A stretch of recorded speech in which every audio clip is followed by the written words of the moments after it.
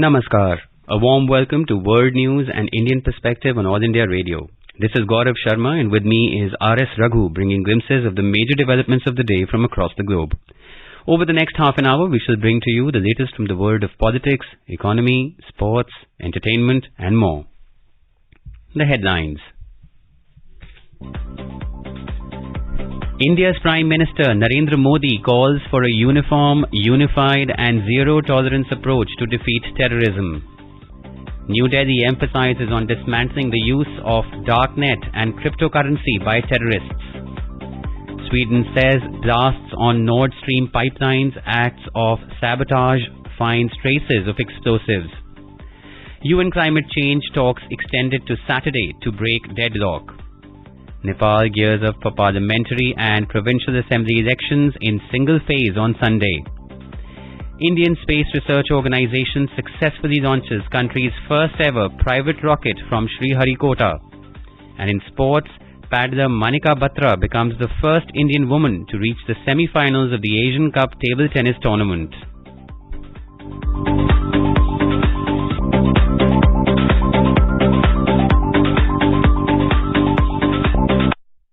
Indian Prime Minister Narendra Modi said that there should be no ambiguity in dealing with terrorism and also warned against nations that use terrorism as a tool of foreign policy.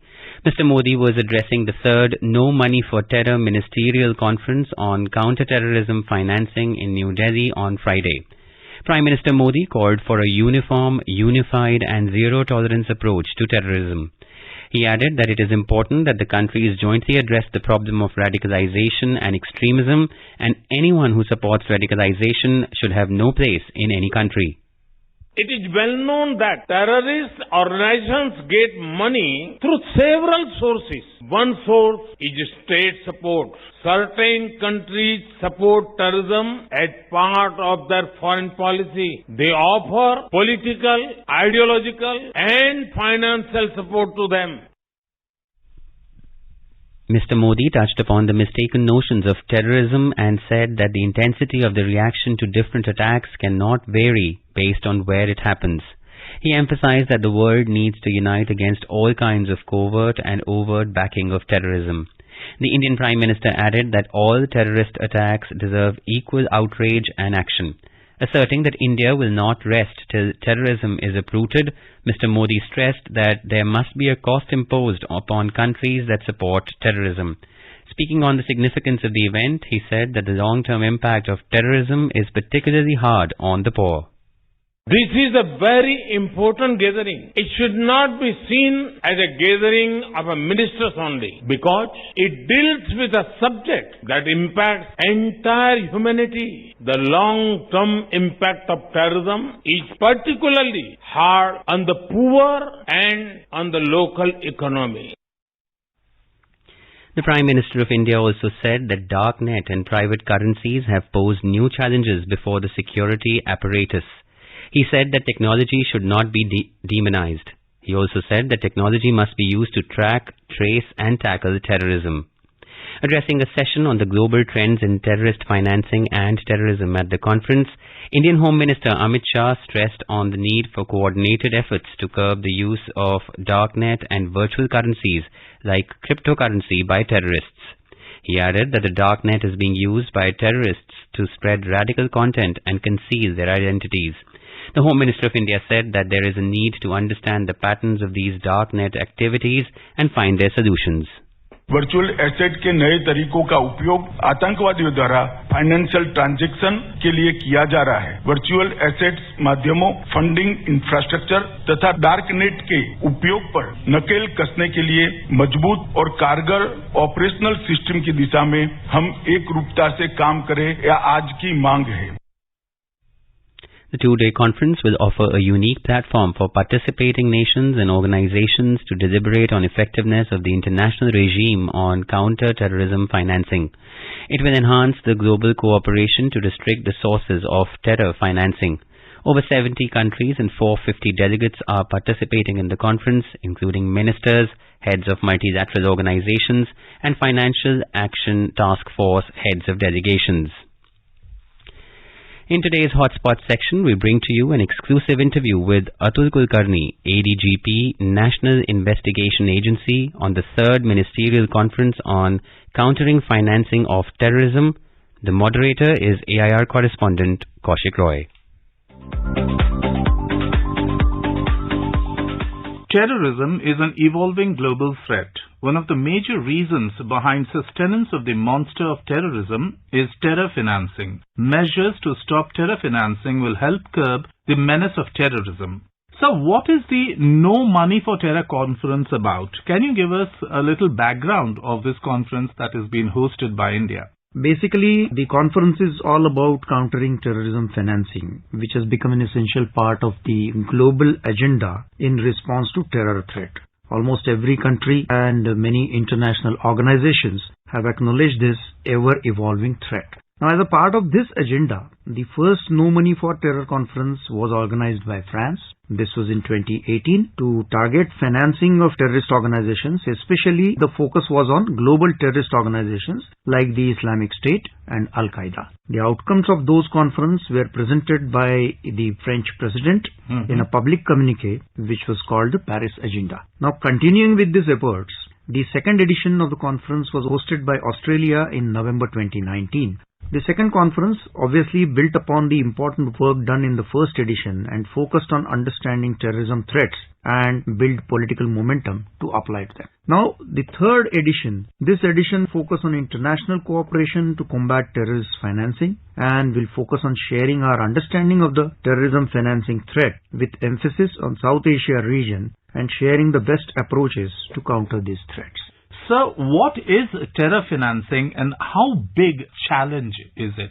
Basically, terrorists, as we all are aware, they need money for everything that they do. Terrorists basically need money and other assets for purchasing weapons, recruiting cadres, training them, equipping them, their travel, their accommodation, etc. and also to plan and execute their attacks. So this is why terror financing is important, and this is how we have to analyze various aspects of terror financing. This involves the solicitation, collection or provision of funds with the intention that they may be used to support terrorist acts or terrorist organizations. We can categorize very broadly into two categories: the external source of terror financing and the internal sources of terror financing. Internal will be very obviously known to you. That is basically the funds generated within the country.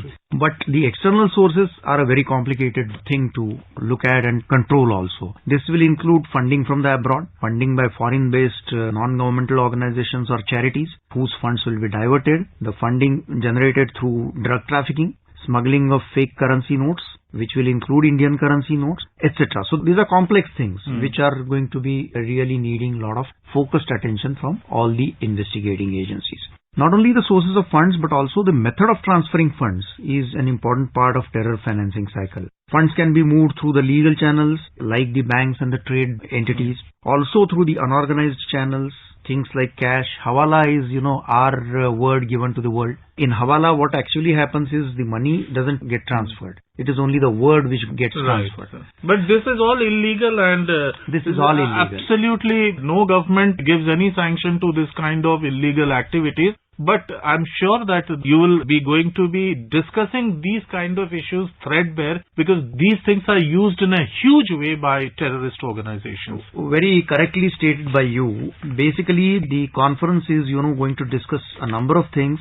It is a very structured conference. There are going to be 4 sessions in which these 4 sessions are going to be chaired by the ministers of the Government of India. Now these sessions, they are going to discuss a number of things, including the things like use of formal and informal channels of funds for terrorism, number 1. Number 2, the global scenario of terror funding with special focus on South Asia. This is the session incidentally which is going to be chaired by the Honorable Home Minister. Emerging technologies and terrorist financing. Now actually, you and me as common citizens, we have our perception of transfer of funds is entirely different from the perception of these people, these characters who are unscrupulous. They are exploiting every technological advance like the blockchain technology, like the cryptocurrencies. So everything is kind of being used by them optimally. So all those aspects will be dealt with in this session, emerging technologies and terrorist financing. And then, of course, the session to be chaired by External Affairs Minister will be on international cooperation to address challenges in combating terrorism financing.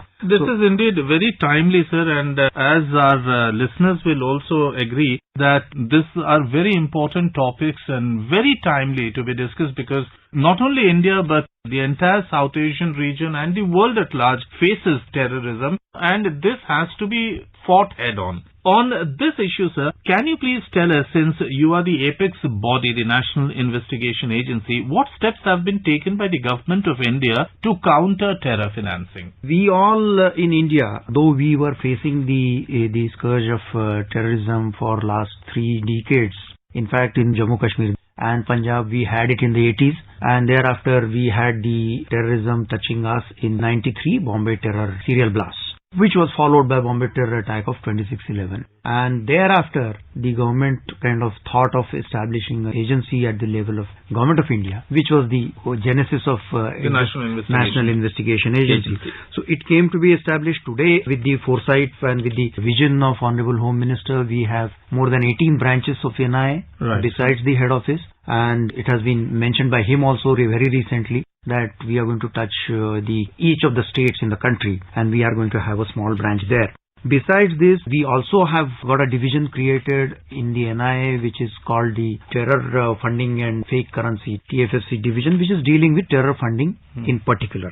So NIA is strengthening various divisions in it through various amendments to the Unlawful Activities Prevention Act and the NIA Act. There has been more and more empowerment of the NIA. So now we can designate individuals like the US as individual terrorists. We can designate organizations as terrorist organizations and unlawful organizations, and we can then take up the activities like freezing their assets and all that. Basically, NIA since its existence has registered more than 150 cases related to terror financing, and more than 1,000 persons have been arrested in those cases, of which more than 200 have been convicted already. Since we are very methodical in our investigations, the conviction rate is as of now 100%. Now, as I was telling, there are a number of other steps which have been taken, as I was mentioning about the amendments to various laws to strengthen them, then training programs to be conducted for the state police personnel, then of course, effectively implementing various global standards which have been set by various international bodies and the UN Security Council in its resolutions, etc. Plus the intelligence and security apparatus of the central and the state governments has also been beefed up. So all in all, the Government of India has taken a number of steps, especially since the 26/11 terror attack in Mumbai, because that was one kind of a wake-up call for all. Absolutely, sir. In the global level, sir, what are the mechanisms that are available to counter terror financing? In the global scenario, there are multiple entities which are dealing with terror finance. One of the first and foremost entity which came into being was the Financial Action Task Force, FATF in short, which came in existence after the G7 summit in Paris again in July 89. Their initial focus was to establish protocol for controlling the money laundering. But post 9/11, the FATF also started looking into terror financing. So they are also there. Then again they further modified it. So FATF has actually been the main global standard setting body for various mechanisms of money flow and how the money is kind of accounted for, especially in connection with terror financing. Besides this, you have also the other FATF-styled regional bodies which have come up. FATF per se has membership of about 40 countries, so it's kind of an exclusive group. India became a member of FATF in 2010, and there is an exercise in which there is a mutual analysis of countries' financial health in that sense is done. And our analysis incidentally is due next year, in which other countries will come and analyze our mechanisms. So this is one major mechanism, FATF and FATF-style regional bodies. There are regional bodies whose membership goes to the tune of 200. In addition to above, we have the other bodies like the Interpol. Recently, we also had the Interpol conference in Delhi. Yes. The general body meeting, which was a major event. Then there is the International Monetary Fund. Then there is a body of the United Nations called United Nations Counterterrorism Committee Executive Directorate, UNCTED. And there is also United Nations Office of Counterterrorism, UNOCT. There are similar other several organizations. But why NMFT stands out? NMFT stands out because NMFT is looking exclusively at terror finance. And though it's of fresh origin in terms of existence, NMFT aims to focus on terror financing and evolve the standard operating procedures, the mechanisms, share the best practices among countries. Also evolve mechanisms of informal sharing of intelligence so that, the problem can be nipped in bud if there is a fund flow. So all these things are kind of proposed to be handled in the NMFT. That's indeed wonderful, sir. We thank you so much for joining us in the studios today and talking to All India Radio News. Thank you, sir. Thanks a lot.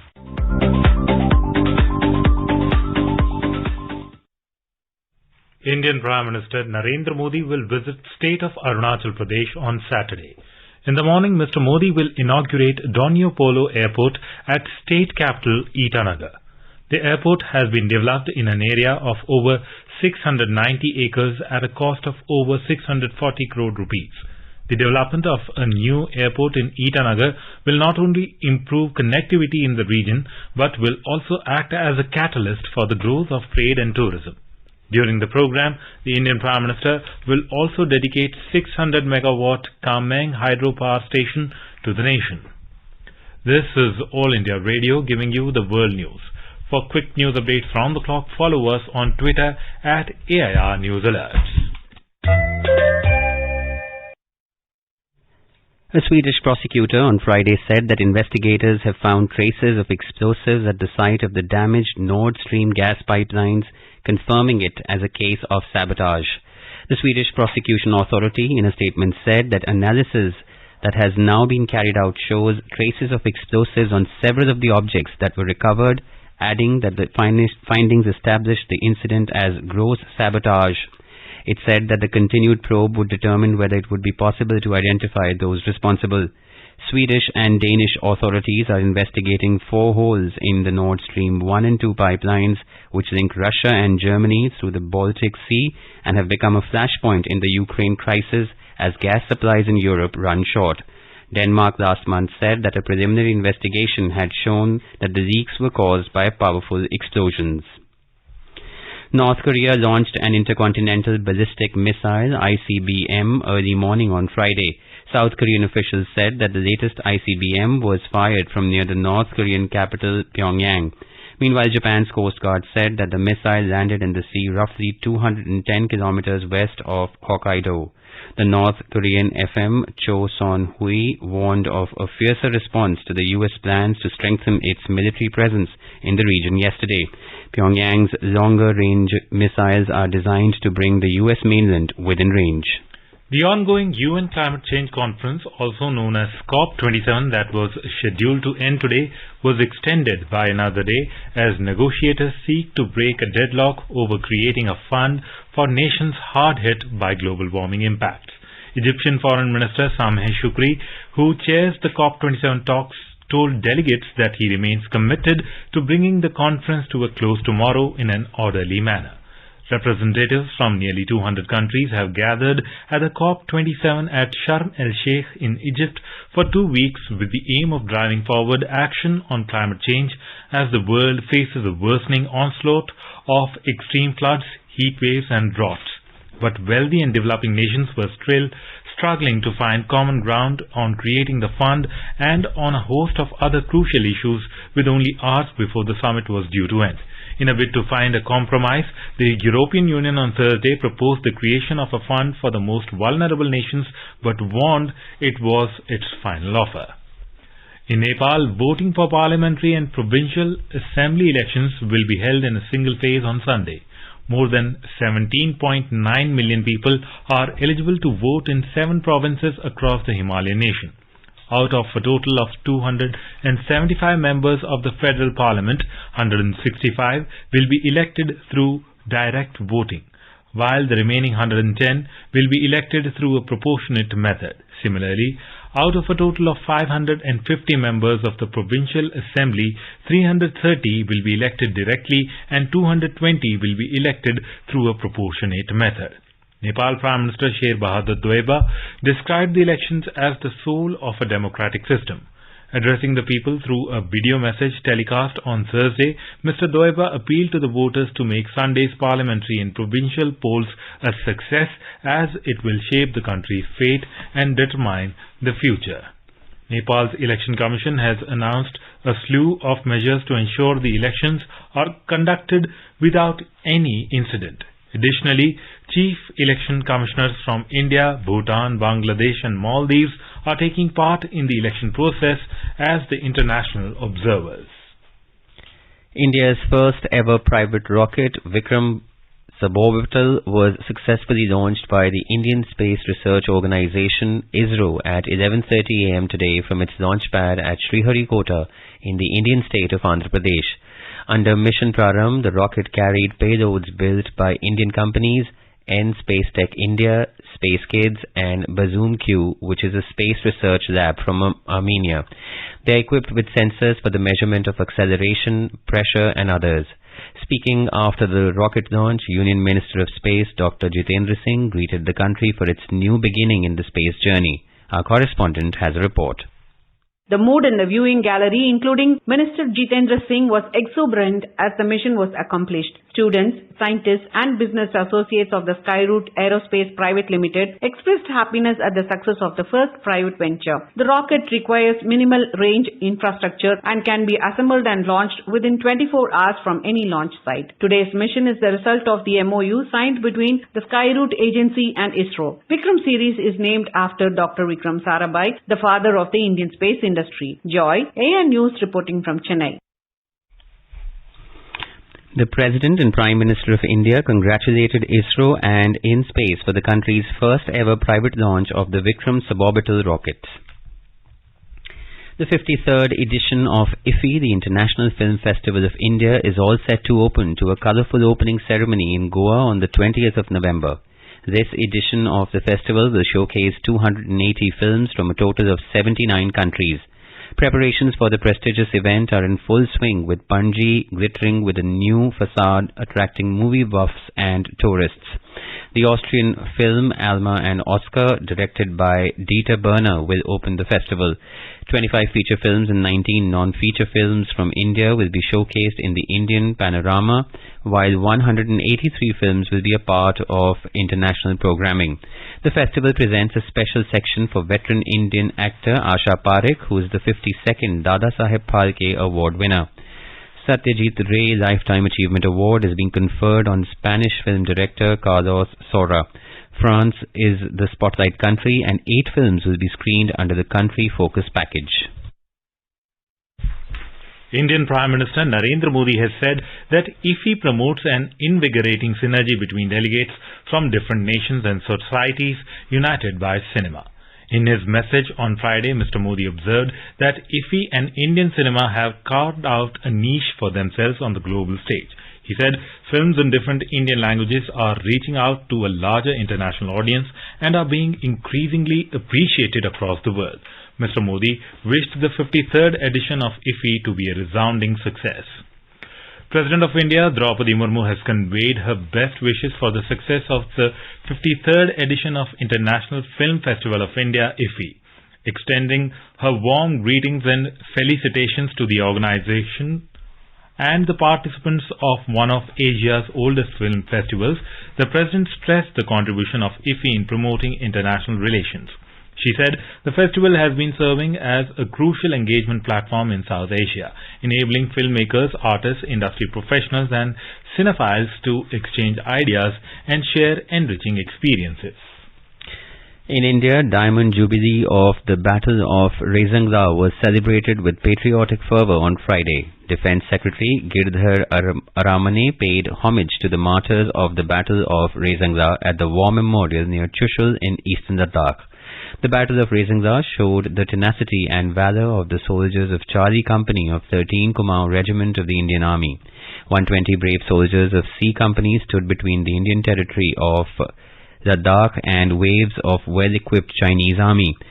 In the battle, 114 died fighting. The bravery of C Company of 13 Kumaon Regiment in this battle forced China to declare ceasefire.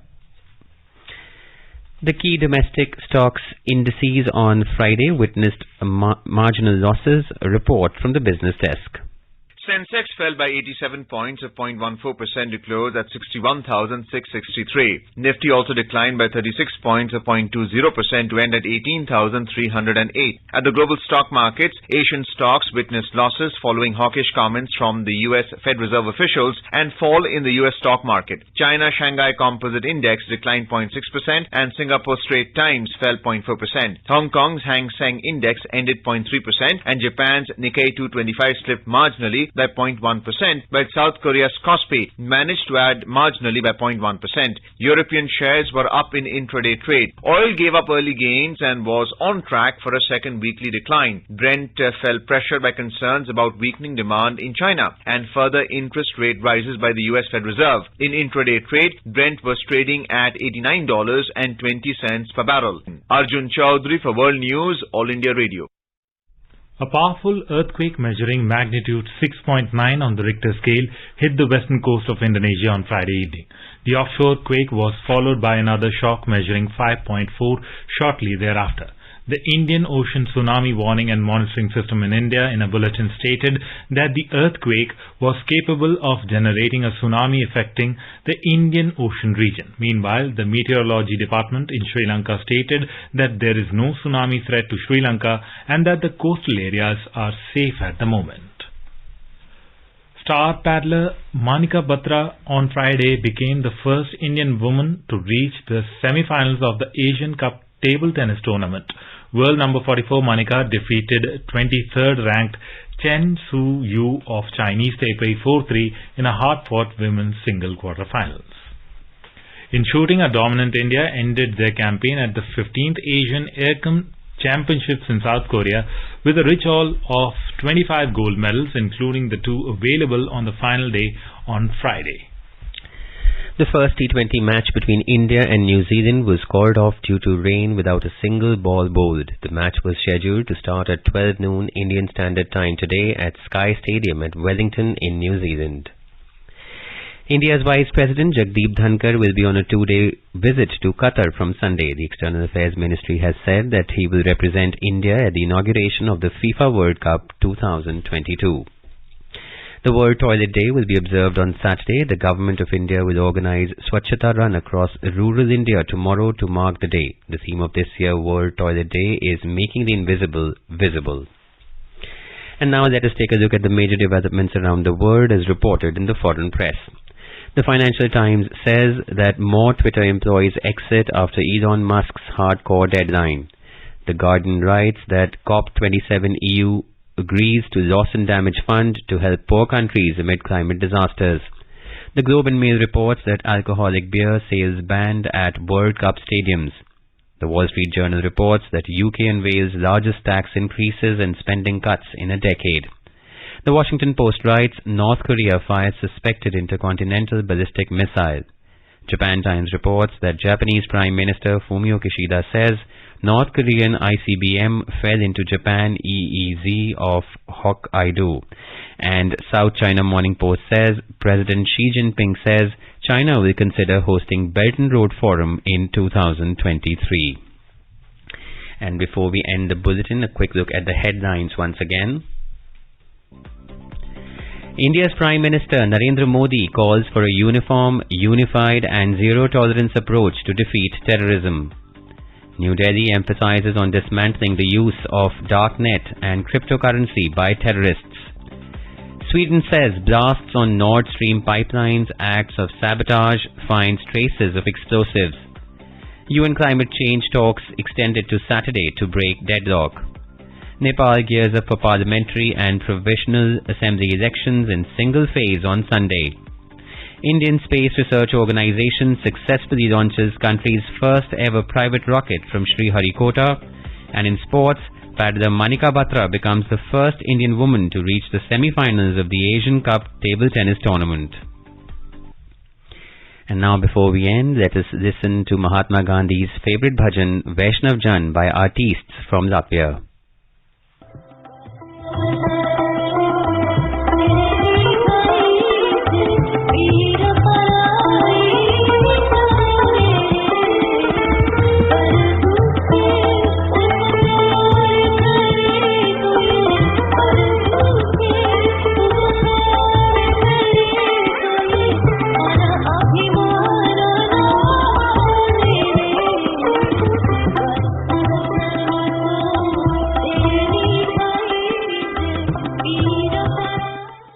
And with that, we end this bulletin. We'll be back at the same time tomorrow with the next edition of World News.